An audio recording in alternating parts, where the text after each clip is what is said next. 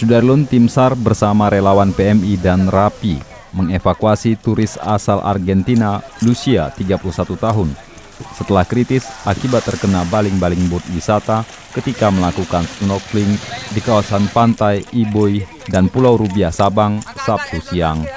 Korban kritis setelah paha kanannya terkena baling-baling bot wisata.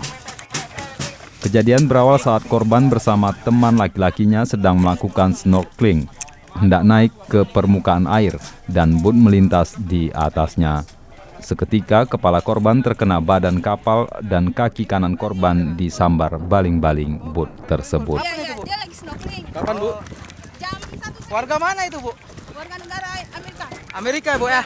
Iya, tapi Bu, makasih ya, Bu. Bu, Baling-baling siapa namanya, Bu? kapal apa, Namanya Bu? siapa, Bu? Nama Luciana.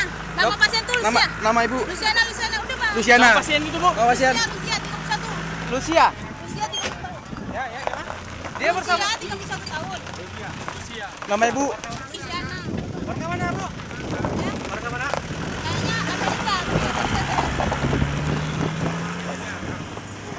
Tidak lama berselang, korban dievakuasi ke rumah sakit di Sabang, lalu dirujuk ke Rumah Sakit Umum Zainal Abidin, Banda Aceh. Jadi si korban awalnya snorkeling di Pulau Rubiah. Sekitar jam 12. Tiba-tiba di atas lewat bot dari Ibos menuju ke Pulau Rubiah. Jadi tanpa disadari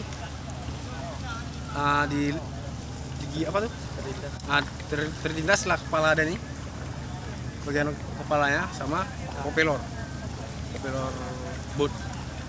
Setelah itu dibawa ke rumah sakit umum.